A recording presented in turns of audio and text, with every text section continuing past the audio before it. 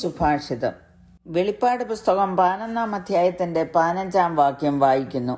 ഏഴാമത്തെ ദൂതൻ ഊതിയപ്പോൾ ലോകരാജ്യത്വം നമ്മുടെ കർത്താവിനും അവന്റെ ക്രിസ്തുവിനുമായി തീർന്നിരിക്കുന്നു. അവൻ എന്നേക്കും വാഴുമെന്ന് സ്വർഗത്തിൽ ഒരു മഹാഘോഷമുണ്ടായി.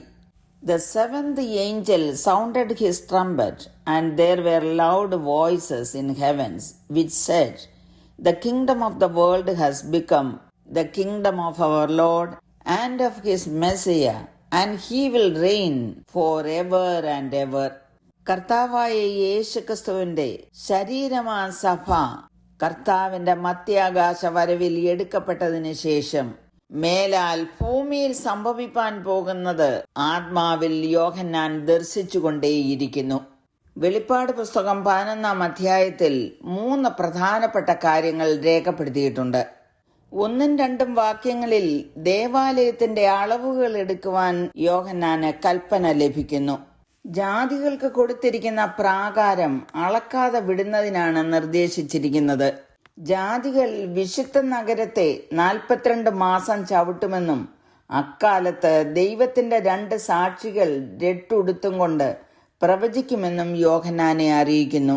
ഈ 2 സാക്ഷികളെ കുറിച്ച് 3 മുതൽ 13 വരെയുള്ള വാക്യങ്ങളിൽ രേഖപ്പെടുത്തിയിരിക്കുന്നു. 3-ാം ദേവാലയം പണിയുവാനുള്ള എല്ലാ സന്നാഹങ്ങളും ഒരുക്കിയിരിക്കുന്നു എന്നാണ് യഹൂദ വൃത്താന്തങ്ങളിൽ നിന്ന് അറിയപ്പെടുന്നത്. 7 വർഷത്തെ മഹോദ്രവകാലത്തിന്റെ 2-ാം പകുതിയിൽ യഹൂദന്മാരുടെ ദേവാലയത്തിൽ എതിർ ക്രിസ്തു തന്റെ സംസാരിക്കുന്ന പ്രതിമ സ്ഥാപിക്കുന്നതും പ്രസ്തുത പ്രതിമയെ നമസ്കരിക്കാത്തവരെ വളരെ കഠിനമായി പീഡിപ്പിക്കുകയും ചെയ്യുമെന്ന് വേദപുസ്തകം പഠിപ്പിക്കുന്നു. ഈ സമയത്ത് യഹൂദന്മാരുടെ മധ്യയെ ശുശ്രൂഷിക്കുന്നതിന് വേണ്ടി അയക്കപ്പെട്ടവരാണ് 2 സാക്ഷികൾ. 3-ാം വാക്യത്തിൽ അന്ന് ഞാൻ എന്റെ 2 സാക്ഷികൾക്കും വരം നൽകും, അവർ രട്ടുടുത്തും കൊണ്ട് 1260 ദിവസം പ്രവചിക്കും എന്നെഴുതിയിരിക്കുന്നു. അവരുടെ പേരുകൾ അവിടെ വെളിപ്പെടുത്തിയിട്ടില്ല. 6-ാം വാക്യത്തിൽ കാണുന്നത് അവരുടെ പ്രവചനകാലത്ത് മഴ പെയ്യാതെ വണ്ണം ആകാശം അടച്ചുകളവാൻ അവർക്ക് അധികാരമുണ്ട്.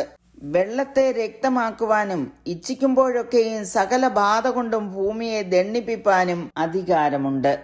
ഈ വാക്യത്തിന്റെ അടിസ്ഥാനത്തിൽ ഈ സാക്ഷികൾ മോശയും ഏലിയാവുമാണെന്ന് അഭിപ്രായപ്പെടുന്നു. അവരുടെ ശുശ്രൂഷ എതിർ ക്രിസ്തുവിനെ അസ്വസ്ഥനാക്കുന്നു. അവർ തങ്ങളുടെ സാക്ഷ്യം തികച്ച ശേഷം എതിർ ക്രിസ്തു അവരോട് പടവെട്ടി അവരെ ജയിച്ച് കൊന്നുകളയും. സകല വംശക്കാരും ഗോത്രക്കാരും ഭാഷക്കാരും ജാതിക്കാരും അവരുടെ ശവം 3.5 ദിവസം കാണും. അവരുടെ ശവം കല്ലറയിൽ വെപ്പാൻ സമ്മതിക്കുകയുമില്ല. ടെലിവിഷനോ മറ്റു മാധ്യമങ്ങളോ ഇല്ലാത്ത കാലത്താണ് യോഹന്നാൻ ഇത് എഴുതുന്നത്. അന്ന് ഈ പ്രവചനം വായിച്ചവർക്ക് ഒരുപക്ഷെ ഇത് എങ്ങനെ സംഭവിക്കും എന്ന് ചിന്തിച്ചിരുന്നിരിക്കാം. ടെലിവിഷനും മറ്റു മാധ്യമങ്ങളുമുള്ള ഈ കാലയളവിൽ ഇപ്പോൾ അത് സംശയമില്ലാത്ത കാര്യമാണ്. സാക്ഷികളെ കണ്ടിട്ട് എതിർ ക്രിസ്തുവും അവന്റെ അനുകാരികളും ആഹ്ലാദിക്കുമ്പോൾ 3.5 ദിവസങ്ങൾക്ക് ശേഷം ഈ മൃതന്മാർ 2 പേരും പുനരുത്ഥാനം ചെയ്യുകയും സ്വർഗത്തിലേക്ക് എടുക്കപ്പെടുകയും ചെയ്യും. തുടർന്ന് ഭൂകമ്പമുണ്ടാകുന്നു.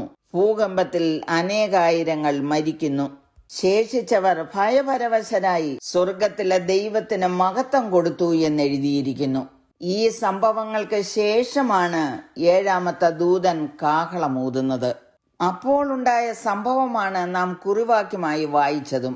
ദൈവസന്നിധിയിൽ സിംഹാസനങ്ങളിലിരിക്കുന്ന 24 മൂപ്പന്മാരും കവിണ്ണ് വീണ് ദൈവത്തെ നമസ്കരിക്കുകയും സ്തുതിക്കുകയും ചെയ്യുന്നു.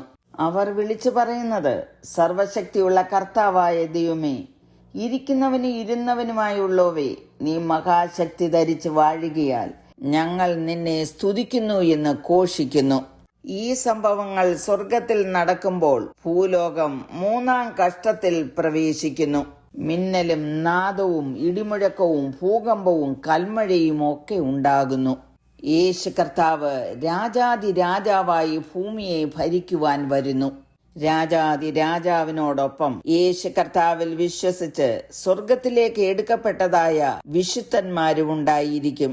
യൂദായുടെ ലേഖനം 14-15 വാക്യങ്ങളിൽ എഴുതിയിരിക്കുന്നത് ആദാം മുതൽ 7-ാമനായ ഹാനോക്കും ഇവരെക്കുറിച്ച് ഇതാ കർത്താവ് എല്ലാവരെയും വിധിപ്പാനും അവർ അഭക്തിയോടെ ചെയ്ത ഭക്തിവിരുദ്ധമായ സകല പ്രവൃത്തികളും നിമിത്തം ഭക്തികെട്ട പാപികൾ തൻ്റെ നേരെ പറഞ്ഞ സകല നിഷ്ഠൂരങ്ങളും നിമിത്തവും ഭക്തികെട്ടവരെയൊക്കെയും ബോധം വരുത്തുവാനും 1000 വിശുദ്ധന്മാരോട് കൂടെ വന്നിരിക്കുന്നു എന്ന് പ്രവചിച്ചു. പൗലോസ് എഴുതിയിരിക്കുന്നത്, നാം അവനോടുകൂടെ മരിച്ചുവെങ്കിൽ കൂടെ ജീവിക്കും, സഹിക്കുന്നുവെങ്കിൽ കൂടെ വാഴും, നാം തള്ളിപ്പറയുമെങ്കിൽ അവൻ നമ്മെയും തള്ളിപ്പറയും. എബ്രായർക്ക് എഴുതിയ ലേഖനം 2:3-4 വാക്യങ്ങളിൽ പറഞ്ഞിരിക്കുന്നത് പോലെ കർത്താവ് താൻ പറഞ്ഞു തുടങ്ങിയതും ദൈവം അടയാളങ്ങളാലും അത്ഭുതങ്ങളാലും വിവിധ വീര്യപ്രവർത്തികളാലും തൻ്റെ ഇഷ്ടപ്രകാരം പരിശുദ്ധാത്മാവിനെ നൽകിക്കൊണ്ടും സാക്ഷി നിന്നതും കേട്ടവർ നമുക്ക് ഉറപ്പിച്ചു തന്നതുമായ ഇത്ര വലിയ രക്ഷ നാം ഗണ്യമാക്കാതെ പോയാൽ എങ്ങനെ തെറ്റി ഒഴിയും? യേശു കർത്താവിൽ കൂടെ നമുക്ക് നൽകിയ സൗജന്യ രക്ഷയെ ഗണ്യമാക്കി കർത്താവിൽ വിശ്വസിച്ച് ക്രിസ്തുവിനോടുകൂടെ വാഴുവാൻ എന്നെ കേൾക്കുന്ന എല്ലാവർക്കും ഇടയാകണമേ എന്ന് പ്രാർത്ഥിക്കുന്നു.